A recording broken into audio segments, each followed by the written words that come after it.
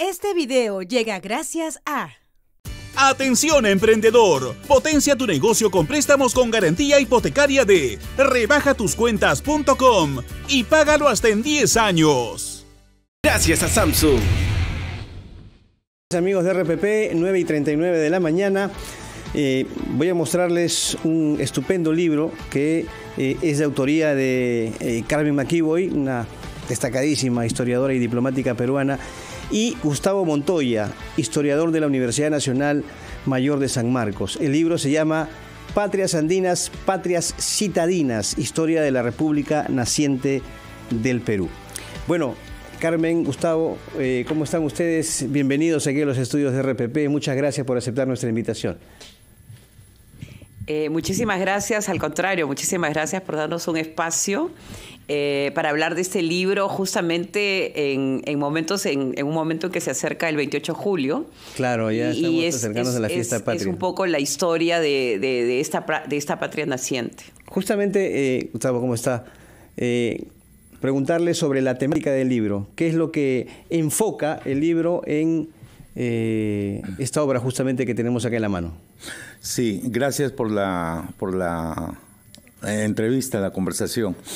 Nuestro objetivo fundamental fue tratar de mostrar de manera sencilla, de manera didáctica, el conjunto del proceso político, social, militar, cultural del proceso separatista, con una atención especial a establecer los vínculos que existieron entre las zonas urbanas y las zonas rurales, esto es, entre Lima y las regiones.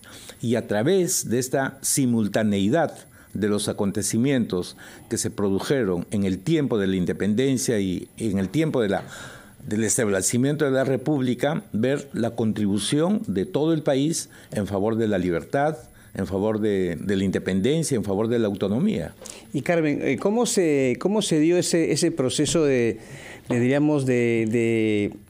separación justamente, ¿no?, del yugo español en su momento, desde el punto de vista histórico, cultural y político? Bueno, lo que nosotros planteamos, que es digamos, una mirada más bien muy objetiva, ¿no?, de un proceso muy complejo, de un proceso que está lleno de incertidumbres, que es multidimensional, es de que podemos partir de una doble traición, ¿no?, que a pesar de que se habla de una necesidad, digamos, de independizarse, pero el proceso en sí va creando una serie de contradicciones históricas, y en el caso, por ejemplo, de la primera traición, que es la traición de los ejércitos, porque lo que nosotros planteamos es que nuestra independencia converge en todo, como una suerte de cruce de caminos. Esa es una de las contradicciones. Entonces, no las contradicciones, sino más bien el nudo que se va a ir armando a partir de la confluencia de muchos intereses, ¿no? Y ahí surgen contradicciones como, por ejemplo, decisiones que van a ser fundamentales, como la decisión de negociar. San Martín tiene que negociar con la élite limeña, y de esa manera desengancha del proceso, y acá viene una contradicción, desengancha del proceso a estas provincias a las que se ha referido Gustavo y que ya se habían independizado previamente, ¿no? Y lo que descubrimos con un documento extraordinario de Tarma es que los tarmeños están proponiendo independizar a Lima, ¿no? Entonces, ¿qué hubiera pasado si se hubiera armado ese escenario alternativo y se hubiera redefinido el poder de una manera más horizontal? Probablemente hubiéramos entrado a la República en una situación mucho mejor que la que entramos posteriormente. Claro, además, Gustavo, en ese entonces se da una especie de proceso de recuperación de la legitimidad perdida, ¿no?, de renovación del pacto social. ¿Cómo se consolida este proceso? Bueno, tenemos que recordar que el tiempo de la independencia es un tiempo de guerra. Por lo tanto, es un tiempo en que se va desmoronando el orden colonial y va emergiendo de manera un poco difusa la promesa de la libertad, la promesa republicana. Y en este tema es importante mencionar lo siguiente. Todavía existen rezagos de un concepto en realidad un mito a estas alturas de nuestra historia, que señalaba que la independencia se nos había concedido. Y este mito, que fue levantado, construido en la época del sesquicentenario, incluso se insinuaba que se había producido un silencio de los sectores populares en favor de la independencia. Y uno de los capítulos del libro muestra justamente el compromiso de sectores plebeyos, sectores populares, no solo en Lima, sino también en los Andes, en favor de la libertad. Entonces, respondiendo a tu pregunta, tú tienes ahí el inicio de un nuevo pacto, que lamentablemente luego no prospera. No prospera por lo que hemos encontrado en el primer capítulo, que es el concepto de cambiamiento y el concepto de traición, a lo que ha hecho referencia Carmen. Ok, y Carmen, ¿usted considera que aspectos o características de este periodo, no tan importante para nuestra historia, se mantienen hasta el momento a pesar de los años transcurridos, casi 200? Sí, bueno, primero me gustaría agregar algo a lo que ha comentado Gustavo antes de responder a tu pregunta, que yo creo que lo que hay que subrayar es la agencia.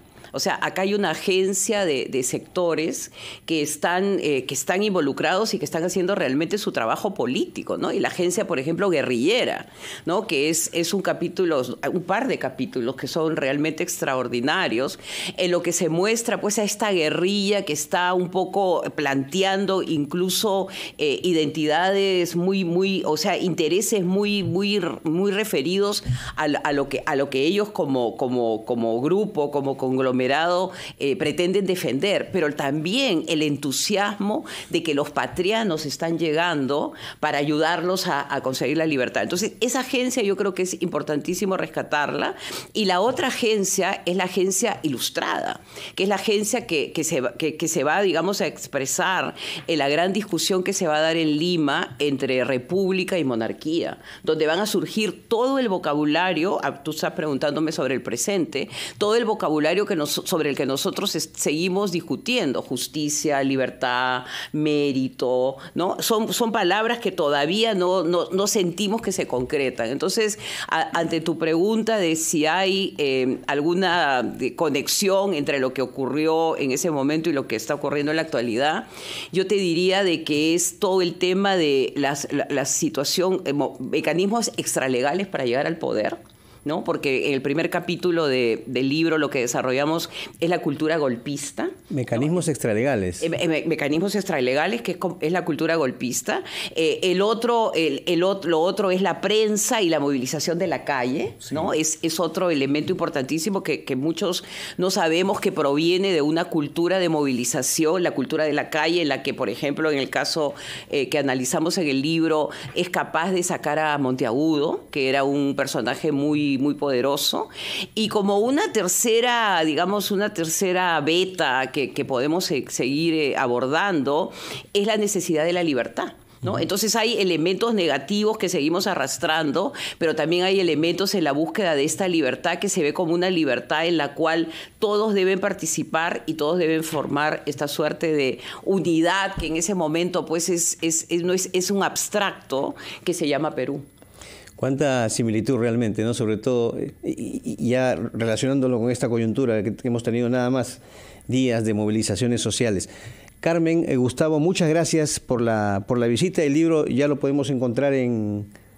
El libro lo hemos presentado hace 2 días en la Feria del Libro y está en el stand de Planeta, nuestra editorial, a la que agradecemos, ¿no? Realmente es un libro síntesis, y yo creo algo que también deberíamos añadir, que es importante y que lo analizamos en el libro, es el concepto del Estado como botín, ¿no?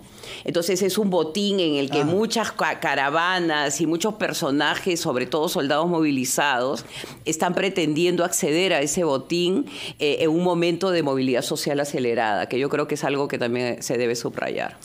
Muy bien, nuevamente Carmen McEvoy, historiadora y diplomática peruana, muchas gracias. Gustavo Montoya también, historiador de la Universidad Nacional Mayor de San Marcos, autores de este libro Patrias Andinas, Patrias Citadinas. Han sido ustedes muy amables de acompañarnos el día de hoy. Muchísimas gracias a ti por la invitación. Muchas gracias por la invitación. Solamente añadir algo pequeñísimo. Bueno. El libro también recupera algo que realmente no se conocía.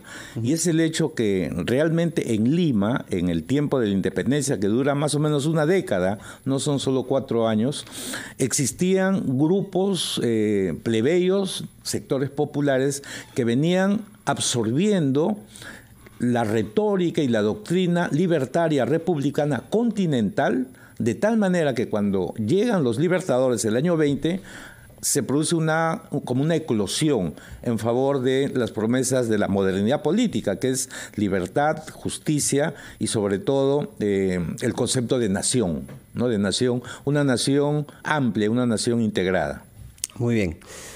Muchas gracias nuevamente a ustedes por la visita. Bien amigos, 9:50 de la mañana. Vamos con los anunciantes y regresamos ya con la parte final de Ampliación de Noticias.